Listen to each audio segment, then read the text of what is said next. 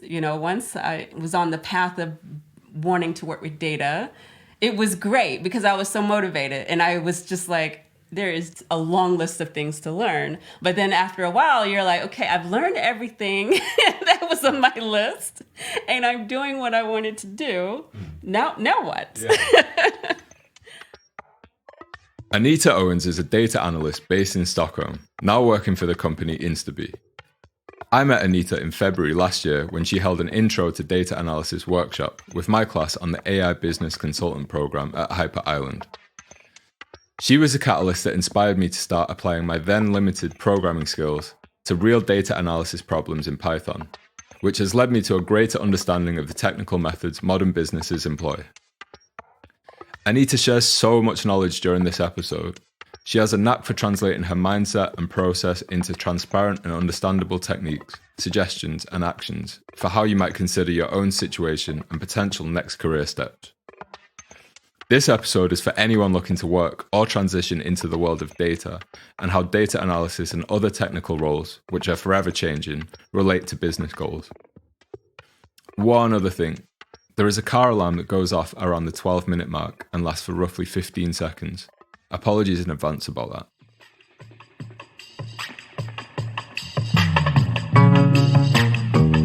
Welcome to the 99 Projects podcast, a weekly show that deep dives into creative and enterprising projects. Each week we'll uncover the people and stories behind intriguing ventures and discuss the results, outcomes, and lessons learned. You can find more information and sign up to our newsletter on our website, 99projectspodcast.com. Enjoy the show.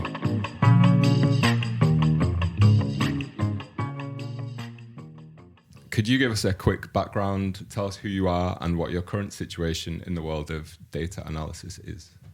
Yes, well, I'm originally from Florida. That's where I was born and raised. And my background is in sociology. I went to school for that. And then after a few years of working in mental health and also as a social worker, I decided, well, I wanted to go to law school. And I thought I needed more education because I wanted to change, of course. And so I went to law school. And then after I graduated law school, it was 2008. And it was a terrible time to graduate in 2008 because the economy had tanked. And so that was around the time I met my now husband, who's Swedish, and he was living in Sweden and I was still living back in the US. And he's like, why don't you come here and just try it out for a while, just living here in Sweden. So I did. So I decided, well, why not? I'll give it a go. So I moved here, but then I realized very quickly that it's really hard to get a job in Sweden as a foreigner with my education and my background. It was quite hard, especially if you don't really speak the language. And so after kind of a few years living here, kicking around, trying to figure out what I want to do with myself, I decided I wanted to just change completely. I had learned a little bit of Swedish, but still, it was still quite hard, at least back then, for foreigners to get a job here in Sweden. I decided to go back to school. So I heard of this school called Hyper Island because I had an actual former classmate from college who had recommended it. And when she recommended it to me, I thought it was an art school. I had no idea. And she was like, no, they have business courses. And I said, okay, well, I'll give it a go. And at that point, there was a program called Digital Data Strategy.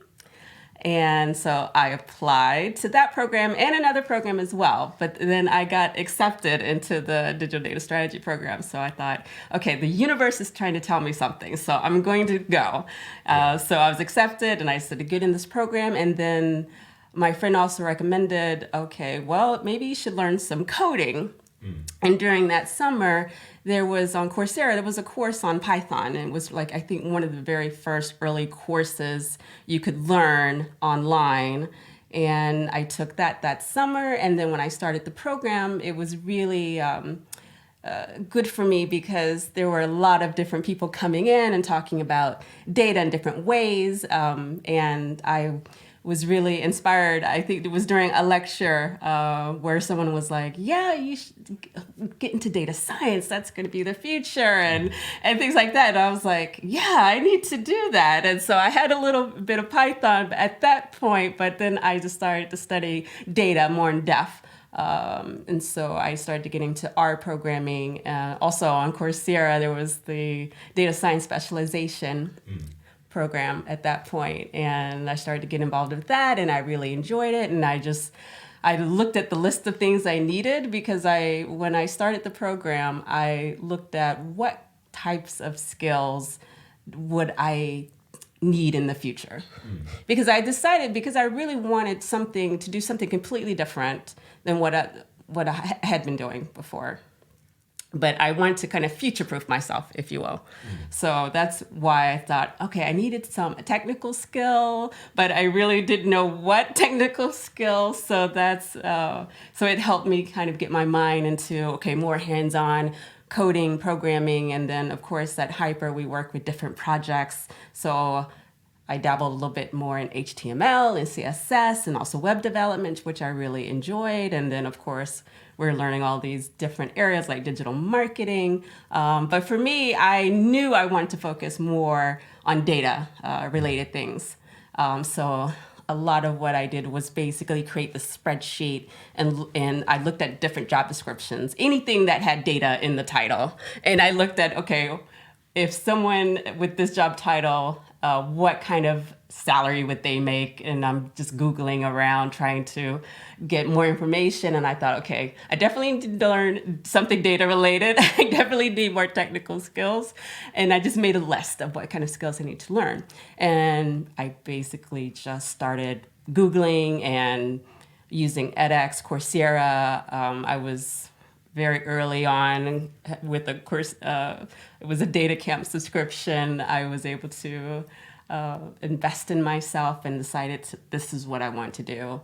And so I need to learn more Excel. And then I heard, okay, I need to learn SQL. Okay, what's that? So I had to take a course on that. So I was trying to do all of these things in combination with my education, but also more directed what I want to do.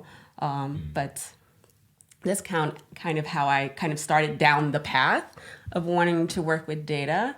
And then, of course, I was able to get an internship, and I worked more so with marketing at that point, but also with analytics.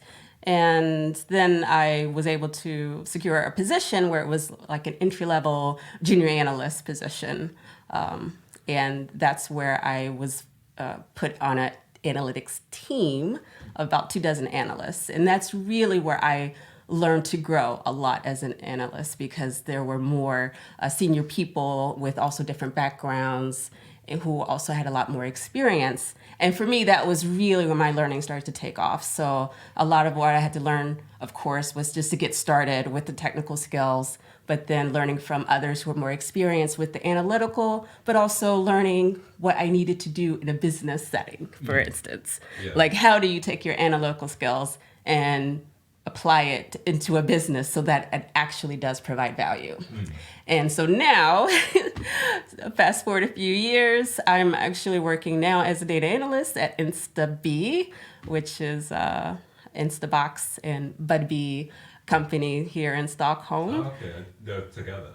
They have merged. Okay. So now they're one big company as of just a few months. So now we're really working on merging. And my function, because I work with business intelligence analytics, now we're trying to figure out how do we combine these two different data stacks together. So the next few months will probably be quite interesting and quite challenging. But since we have two different data stacks, and now we need to figure out how do we combine these data into one. You're right. From two different companies. But it's good. I really enjoy what I do. I enjoy the challenge of what I do, and I get to work with a lot of different types of skills. So it's not only just, you're not just sitting there coding all day. That's not really what an analyst does. I mean, you can, of course, but a lot of what you do is trying to, like, how do you provide value to the business? Yeah. And so what type of data products do they need? Do they need a dashboard? Do they need a report? Do they need like a deep dive analysis? And so that's what I am doing. And a lot of what I'm focusing now is more on the engineering part. So my kind of career has kind of evolved now from being an analyst who worked with a lot of marketing to now being an analyst that works with more the engineering side, so the data engineering, so more Python, more SQL, more creating the data pipelines that we need from all of these different systems that generate data and trying to put it somewhere, usually in data warehouse, and then, of course, deriving value from that, doing the transformations that we need to get the data to the business user. Cool. Yeah.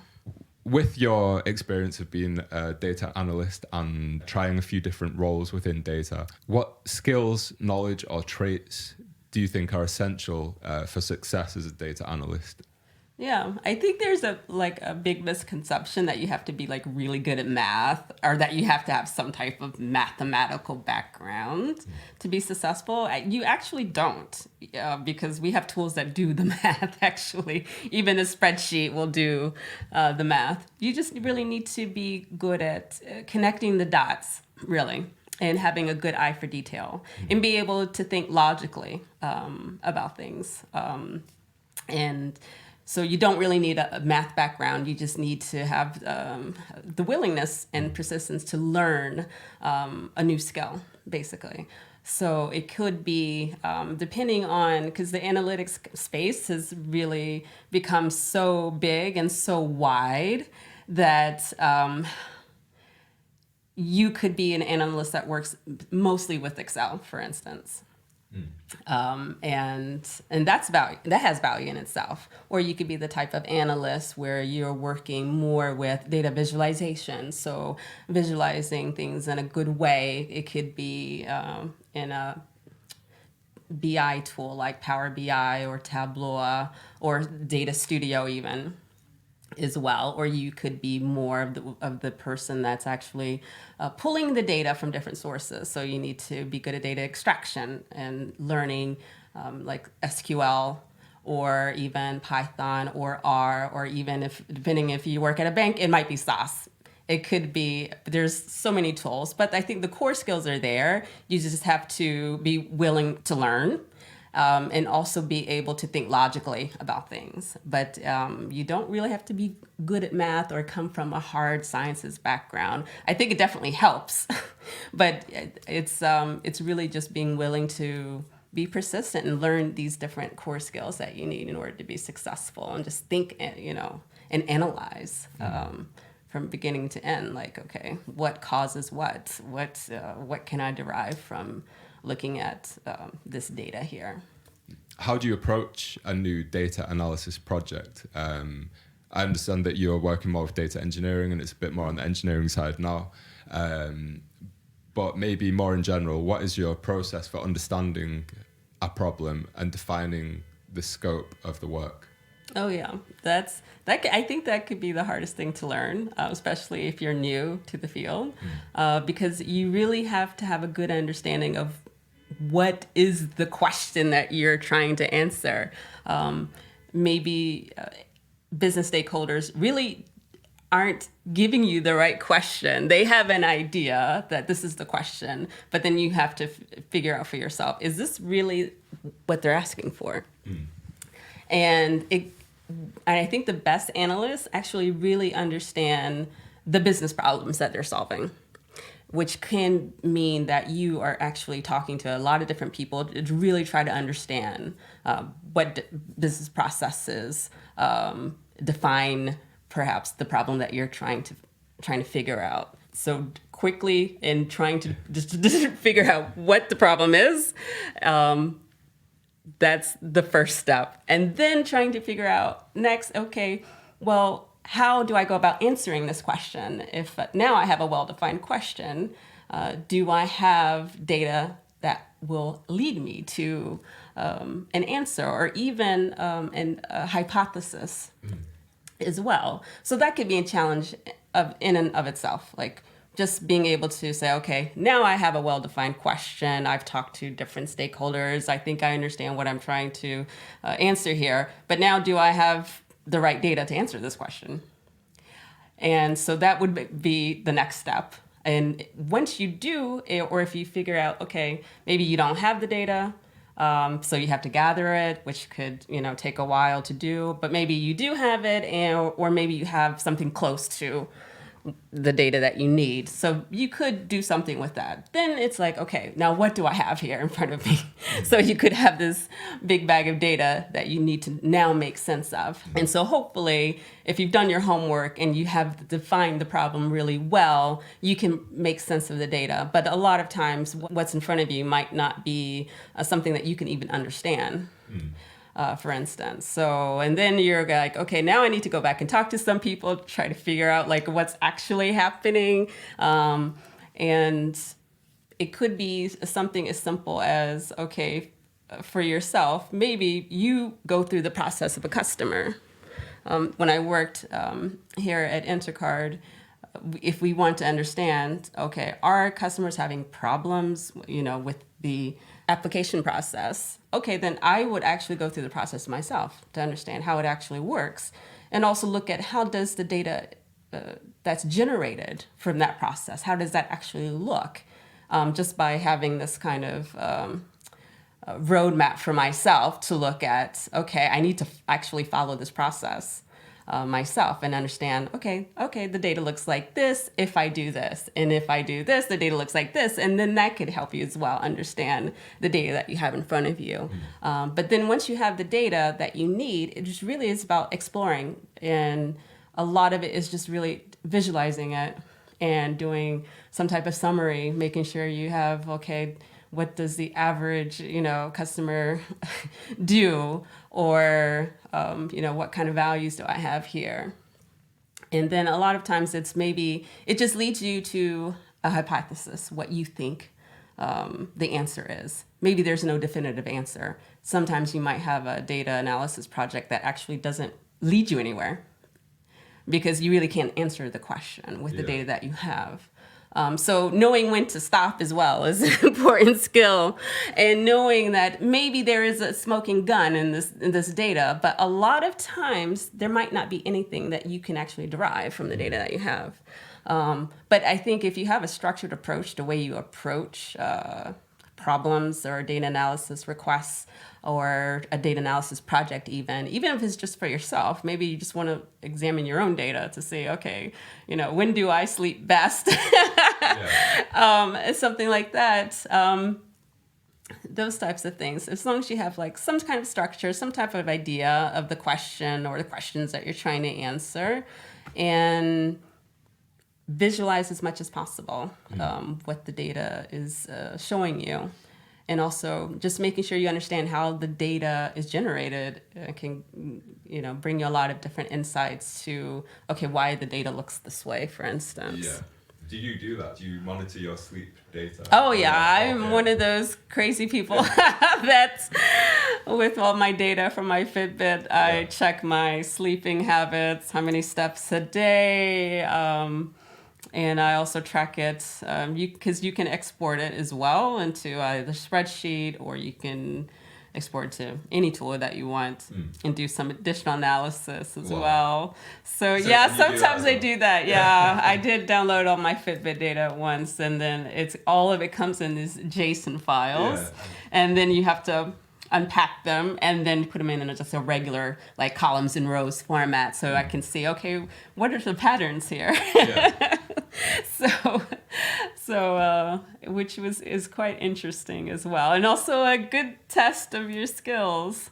Can you make sense of even your own data that you're generating from your different devices? I'm a big believer in trying data projects related to things that you're interested in, and your own health is a perfect example. Can you share an example of a data analysis project that you worked on that you found particularly challenging or rewarding? Oh, wow. I think for myself, I'm always interested in what kind of areas that I don't know really well. And one of that area was forecasting for me, because I really didn't it just sounded mysterious. This time series forecasting, what does it mean? It seemed like magic, honestly. And of course, I had worked with different data before, but not anything of that nature. So I started actually on my own time, started with some time series forecasting courses online, and also I bought a book as well on time series forecasting, so I could actually go through and start learning more about it in depth. And then I decided, okay, well, how am I going to reinforce this learning? I might not even use it with my work at all. So I decided to, okay, well, maybe I should like write up something, and I started using Medium, for instance, and start writing some articles on the Medium platform of my learning, how I was learning it. And that actually was really cool for me because I actually got some readers who were actually interested in what I was writing about. And I was only just writing about what I was learning. I wouldn't consider myself an expert by any means. I'm just learning something and then trying to figure out, okay, how can I strengthen my learning? And well, what would I wish I had been able to read when I was Googling these things? And then that's how I kind of got started.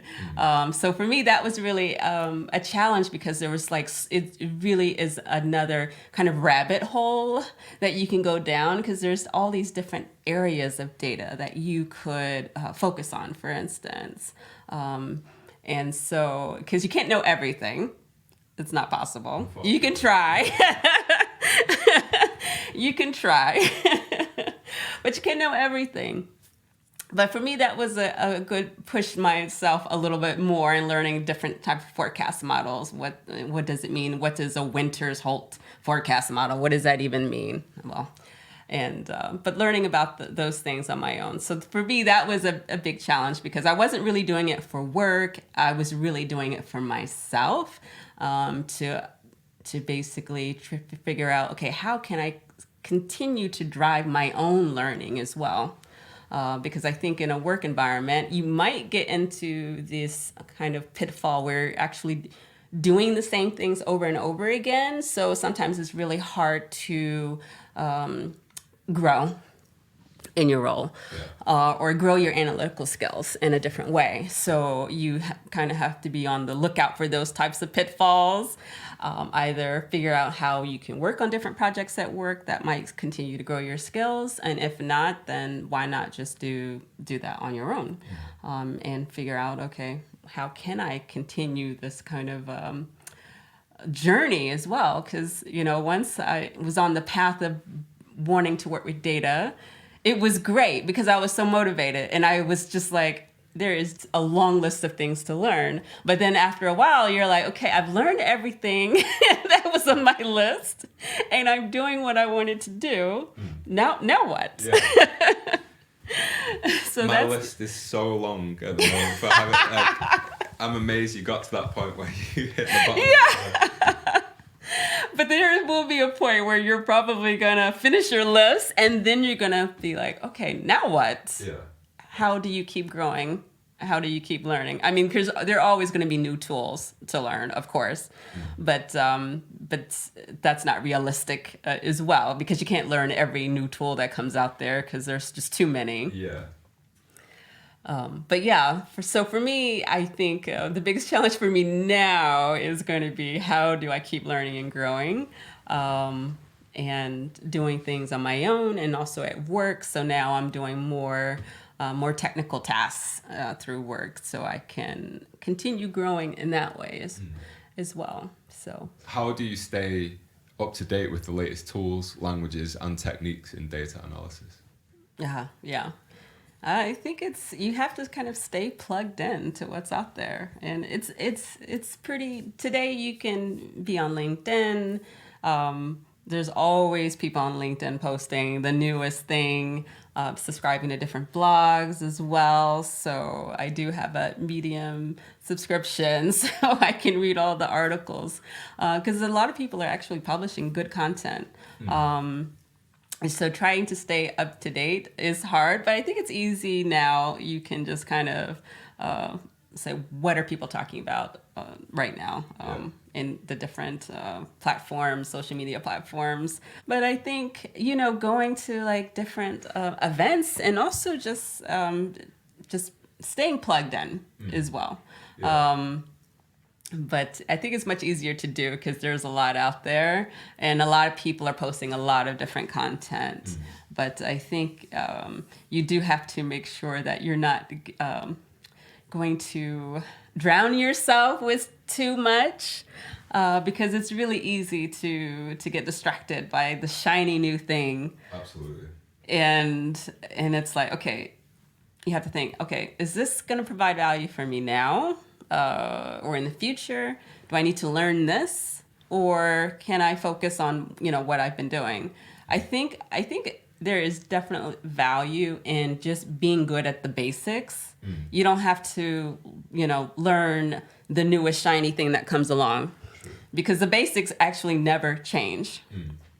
And I think there's value in just being really good at those kind of core skills, core tools that never go out of style. Like Excel will never go out of style anytime soon.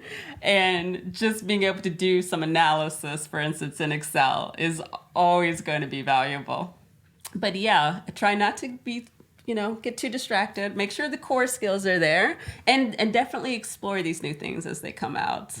Maybe just do a little bit of homework. Like, okay, is this going to be something interesting, or maybe this is a fleeting thing that will go away in a few. I hope you're enjoying the episode so far. There is a lot of great information from Anita here. You can find a summary of the key points on the blog post for this episode at our website, 99projectspodcast.com. Next, Anita breaks down the different types of data roles and terminology that can be confusing and daunting, especially if you're just starting out in this area or trying to figure out in which direction to focus. She also answers how data analysts manage expectations from business stakeholders, how AI might affect the industry, recommendations on where and what to learn, as well as advice for people looking to get into or transition into a role in data. There's always new job titles and new roles that are. I try not to put too much attention on the job title itself. Really, what does the job entail? What is the day-to-day work? What is it that you're actually doing? You might not have this distinction between a data engineer who's doing all of the data extraction and getting it into a data warehouse or data lake versus a data scientist who's building predictive models. But maybe that's also the machine learning engineer who's doing that as well.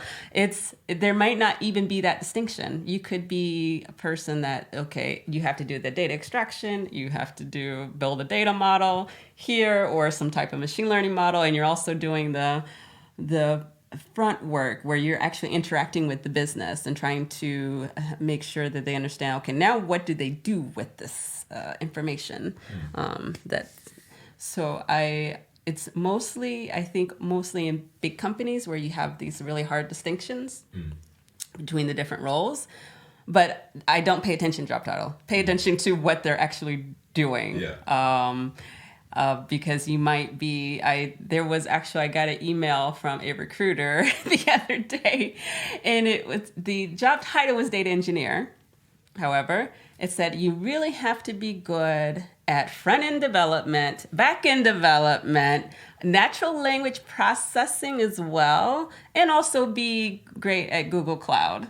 And it's like, okay, no, that's like multiple jobs. That is not a data engineer. That's like 3 or 4 different people.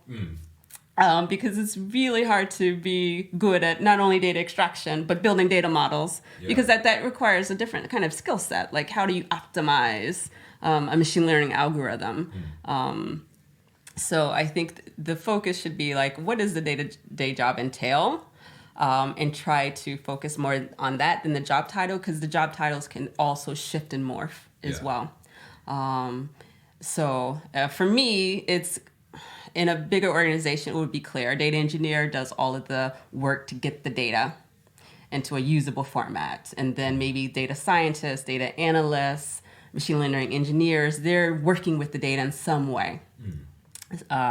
And more the data scientists role, machine learning engineers, they're trying to build some type of prediction, some type of data product that can help the business run better or some type of process. And the data analysts, they're really focused more on business with the business. They're interacting with the business. They're really trying to derive value out of the data that comes out. So it could be something like building a dashboard, or it could be doing some analysis and then presenting your findings and maybe a list of recommendations, like how do you improve business processes based on what I found here in the data. So it's, but keep in mind that not all organizations are the same, and roles are going to shift and morph, and you might find yourself dabbling in different areas that kind of covers what they are now. But in the future, we might not even, there might be new data roles that haven't even been invented yet, for instance, that will have some focus on data, but who knows yet. I heard there was new business opportunities by being able to create prompts for ChatGPT and DALL-E. And, I mean, it's crazy how fast everything moves in this industry. Yeah. So maybe what you'll be doing in 6 months hasn't really been invented yet. So it's going to be, it'll be interesting to see what's coming. Absolutely. When working on a data analysis project in your place of work or in your previous places of work, how do you communicate your findings to stakeholders? What techniques do you use to effectively convey insights that you've uncovered through your analysis?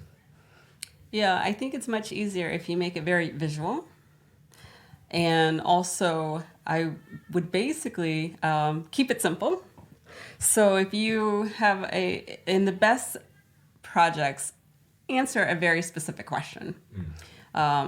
Because usually that's where you're going to gain the most insights. You just have a very narrow question that you're trying to answer, and you can answer it. Yeah. So for business stakeholders, make it super visual, and also just state what the insight is. So you don't want them to read too much.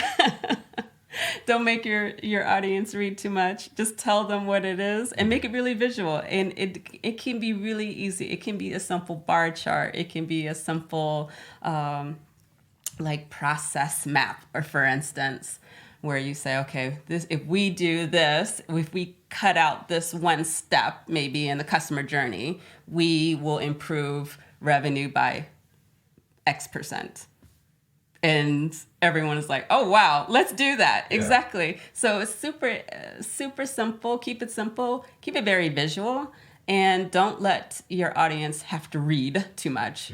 And just state really clearly what it is that they need to do in order to make this improvement or to save money. Usually it's to save money or make money, gain more customers. That's really what the business wants to do. And just tie that together. And that's how you really win over the business with data. So how do you balance the need for accuracy and precision with the demands of time and resources in your work as a data analyst? Oh, wow. You have to choose. I tell this to people all the time. You can have it fast or you can have it right. You can't have both. So I think with experience, you also do get better, and you do, of course, become faster, and you have faster results. But a lot of what you're going to do is making sure what you're presenting is accurate, because that's more important than actually being fast. Because if you're wrong, then you could help lead the company making the decision that actually loses money or doesn't improve a business process in any way. So you don't want that to happen, because that means the credibility of your work isn't up for question. They'll be like, why are we paying this analyst to give us the wrong information? Yeah. So I think it's more important to be right, and rather than to be fast. Because being fast could lead you to make the wrong decisions. But yes, but they do have to choose. They have to choose one or the other. They can't have it both ways. I like that. I like that. In your opinion, what are the biggest challenges facing companies that need to understand and process data today? Do you see the data analysis field evolving in the future? And how do you see AI affect, augment, or change the current processes? Well, I think the business problem has probably been the same for the last many years. It's really being able to get the data, because a lot of companies have a lot of data, but they're spread out in a lot of different systems. But you have to figure out a way, how do you get all that data into one place? And there's a lot of tools now that make this actually a lot easier. And I think the future will be, okay, now we have all the data in this one place. How do we make sense of all of this data? Yeah. Maybe you can't afford a big analytics team so to do that. So that's where probably more AI tools are coming in, because now there's a lot of tools that have this kind of AI that you can turn on out of the box, for instance. Yeah. And I think that's going to be more important, because a lot of companies don't have people who have the skills to be able to make sense of all the data that's generated, all the data that they might have. They need some help into gaining those insights. And I think that's where all of these probably fancy tools that might come in, these kind of plug and play, where you basically plug in your data into this tool, and then this tool can help say, okay, this is what you need to do to get X number of more customers, or this is a problem, or we saw a drop in your customer visits last week, things like that. So there are a lot of tools that have this, built in. Salesforce, of course, even Google Analytics, for instance, has this kind of intelligence built into its tool. So I think we're going to see a lot more of that kind of plug and play, where you're going to get some type of AI help right out of the box with your data. Okay, cool. Can you recommend any resources, books, online courses, etc., for those who are interested in pursuing a career in data analysis? Data Camp is quite good. Coursera as well is quite good. I also use Data Quest as well. And I think they have some good resources. And there's quite many schools that have a lot of their courses online, like their computer science courses, for instance, like MIT and Harvard and Stanford, all these big schools with their very popular courses. And they have their famous courses online. Those are the few that I use. I also do like Strata Scratch for testing your Python knowledge or your SQL knowledge as well. And it's really good for practice, especially if you're going out to interview, because there might be some technical test that you have to pass. So you should definitely make sure you practice. But for me, I think those are the core ones that I've used to just dig deep a little bit. Yeah. But yeah, definitely any type of university level. Make sure you take a statistics class. Any university level statistics course will do the trick. Because I took statistics in college, but I didn't remember half of it. So I was like, okay, I need to get a refresher. And now there are quite many and good ones online. So, but yeah, I think if you just stick to the kind of core now, like big e-learning platforms. And I think also Udemy has some good courses as well if you really need to learn something like very fast, for instance, or a specific area or topic that you need to kind of gain knowledge on really quickly. That can also help. What advice do you have for someone who's just getting started in their career as a data analyst or looking to transition into a career as a data analyst? Yeah, you definitely need to focus on those core technical skills, because you still need a bit of technical skills to be able to even get a foot in the door. If you are transitioning, I think you just have to put yourself out there, because there's a lot of people who also are interested in the field now. And so you have to figure out what's going to make you different, and use your background, your knowledge as well, that like what can you bring to the table that might be different from someone else, the next person who's also doing the same things. So making sure you work on those core skills, bringing your knowledge and your experience to the table, and making sure that you find some type of way of putting yourself out there. Let people know, like, okay, I'm doing this. And also work on your own personal projects, I think, is a great way of learning. And also the struggle of get you used to the struggle sometimes of working with data. Sometimes it's not all, rainbows, and sometimes it can be hard, or maybe you have a really tough assignment that you're not sure what to do with. So, but definitely put yourself out there. Tell people, I'm learning this, I'm doing this, working on your projects, continue focusing on those core technical skills, and try to connect with people that are also in the industry or in the field that you're interested in. I think that's going to be more important than anything else, because you need a way of standing out. Yeah. And especially if it's a crowded field, which it is, but there's also still so much opportunity as well. Absolutely. Okay, Anita, thank you so much for coming and doing this. Thank you. Thank you for listening to this talk on carving out a career as a data analyst with Anita Owens. You can follow Anita on LinkedIn or Medium with the handle Anita Owens. All the links to the courses and resources referenced in the talk can be found in the show notes.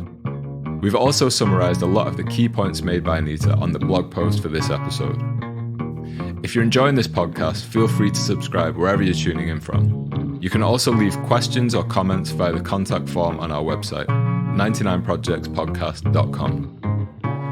The 99 Projects podcast was produced, edited and mixed by David Richardson, and music by Jen Eriksson. We'll be back next Tuesday with our guest, Mikkel Olsson, a consultant in the audio and film industry who discusses his journey through entrepreneurship as a professional media consultant. See you then.